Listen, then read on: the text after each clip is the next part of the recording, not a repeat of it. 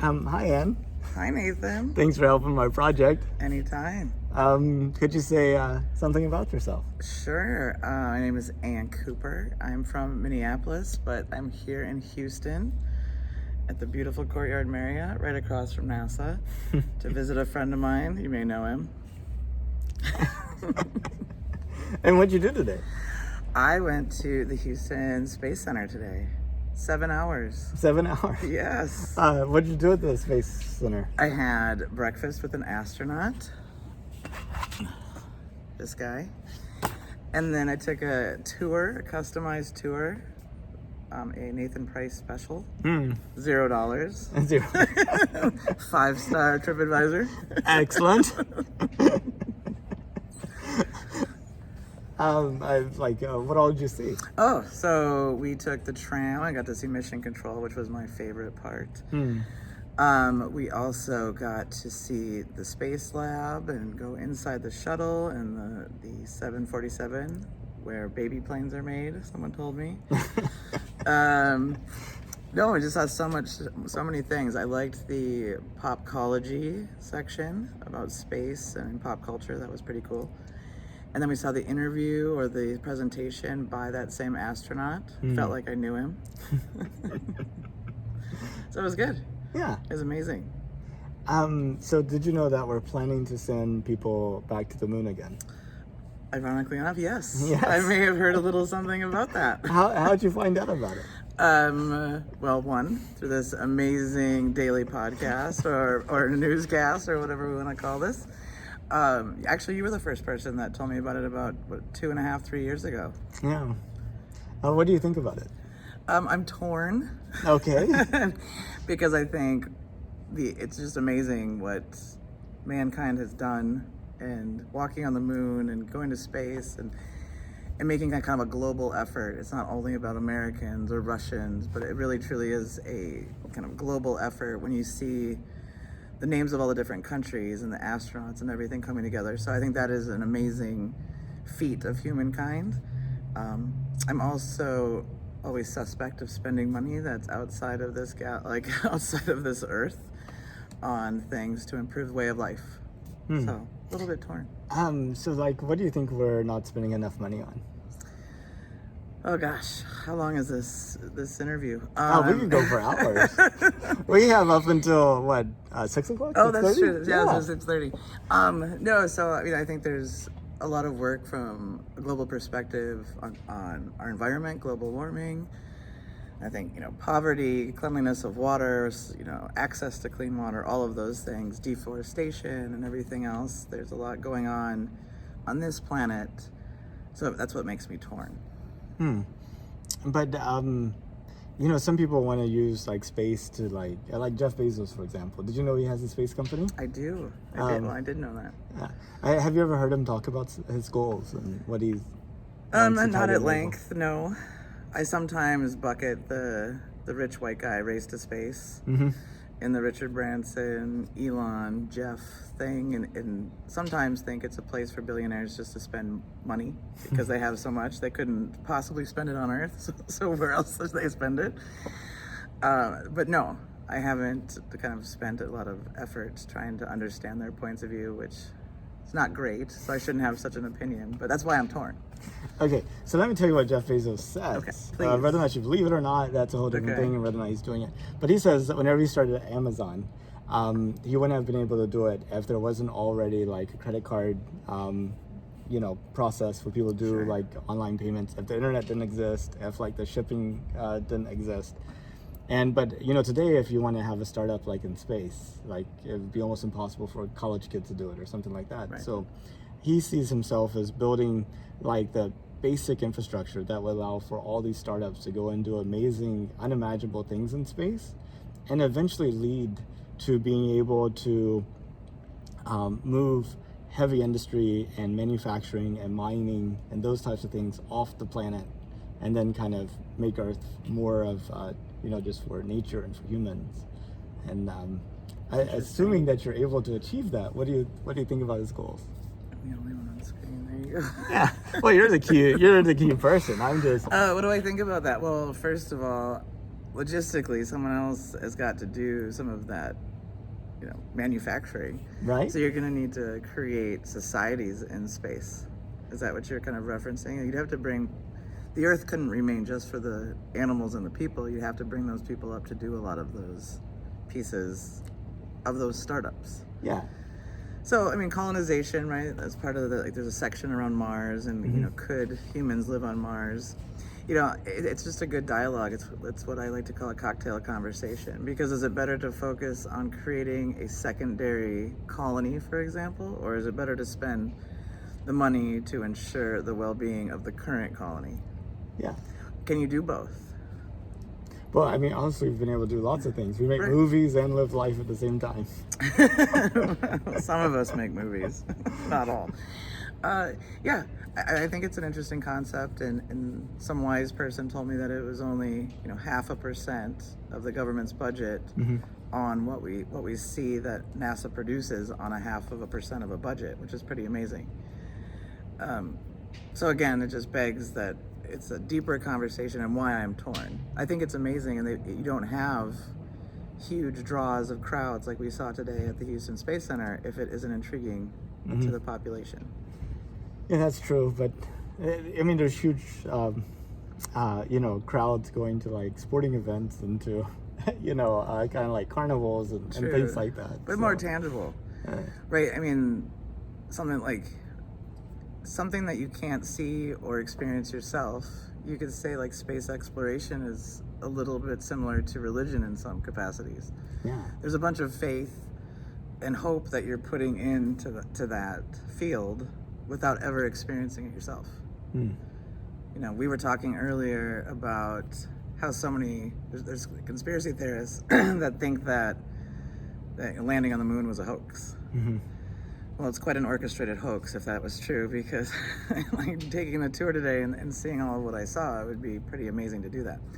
But going back to the point, like you have to put some faith and hope if you believe that space is that next frontier for humans, because the odds are very, very good that you and I and our offspring and our offspring's offspring won't be in space.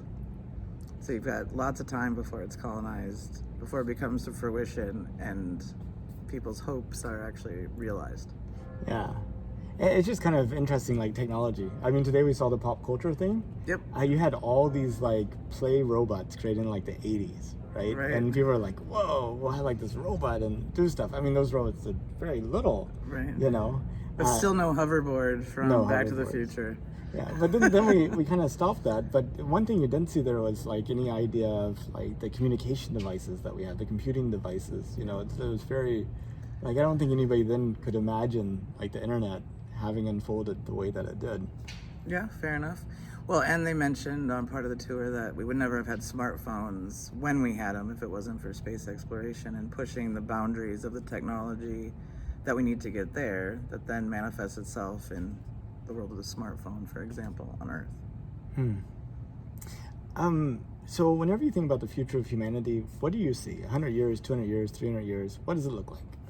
Oh gosh, it's another cocktail conversation. And we don't have any cocktails. I have Starbucks. Well, that depends on where. Well, let me ask you, where do you think humanity is right now? I think humanity is, really an interesting state, right? On one hand, we've doubled the population of the Earth since the time that we first landed on the moon in 1969. That population is better fed than the global population was in 1969, in terms of, generally around the world, I would say probably better cared for. Do you have any facts about that? Statistical evidence? I do. Statement? I do. There's this book called Factfulness, which basically is looking at children mortality rates around the world. In every country, it's decreased. It's looking at like the average lifespan in every country. It's pretty much been increasing. It's looking at like the literacy rates and access to clean water, access to like educational opportunities, and like the internet's like huge. If you have access to it, you could learn pretty much anything you want to. Yeah, it's also interesting. I read an article earlier this week that people are having kids at lower rates Mm-hmm. and getting married at lower rates. Yes. So the population spike that you said has doubled since 1969, in the next, 30, 40 years, it could be back to half of what it was. Exactly. I saw even China is loosening restrictions Right. on number of children because so people are not having kids anymore. Exactly. So what a turn of events that is. I know. So, I mean, humanity from that perspective is good, but how people are treating each other and how society looks right now, I wouldn't want to bring the current temperature of humanity into a colony on Mars. Well, Just extend what's going on here to another place, and now we're talking about utopias. Build a Walden Pond somewhere. yeah, but I mean, Mars is definitely like no utopia. I mean, the atmosphere is too thin, too full with carbon dioxide, too cold. Oh, sure. I don't mean utopia as a environmental sense. I mean like a humanitarian sense. Yeah, but right now it's really difficult to try out different organizations of humanity because the prevailing cultural, global culture is just so pervasive. Get yourself in there sometimes. Yeah, here I am. Yeah, it's just if it wasn't such an interesting topic, you would never be able to make this many videos and interview this many people, and people still watching. Yeah, well, I don't know about people watching it. I envision the audience for these being people that not even born yet, that are kind of looking back at, this point in humanity before space travel becomes common. It's if I were to tell you, do you think airplanes would be common? Do you think people will actually ride them? That would not be an interesting conversation at this point. No, but we're talking about every time today, the first person that brings something up is probably laughed out of a room. And but after the Wright brothers did their flight, that would be an interesting time to talk about it because it hasn't quite happened yet. You can see kind of a glimpse of how it could happen, but you're still in that uncertainty stage. Yeah. And I think we're in that point with space. The people that are watching these, they're like, these people are so goofy. Of course it would turn out that way. Who's that old lady, Anne? She has no idea what she's talking about. Or there was a mutiny. Yeah. On the Mars colony. And I'm a prophet. Yeah. Kind of like some of those popology things we saw about, these writers had these predictions about these things. And they're like, whoa. Right, including that author that wrote about a candidate in 2033 using "Make America Great Again." Yeah, exactly. We know he didn't read that book, so. Anywho. But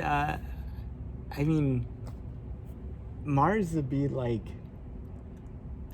America was in a way. Only certain Europeans came over to America at the beginning, and to kill off the native population and claim it as their own. They came over here. I don't know if I would use that as a good I don't think that was originally their goal, right? I think they came over here because things were so bad in Europe that dealing with the wilderness was a much better potential outcome then. Well, and that's what I'm saying about humanity, right?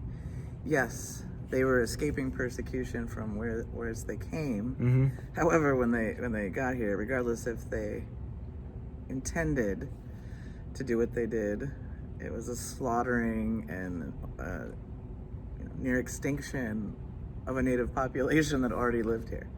Yeah, So but that's that scary. native population is still here, right? There's just much reduced, right? So Reduced and pushed to some of the worst places in the States to live, and it's not a good example. I'll just say that. But hopefully no one lives on Mars. But that seems unlikely.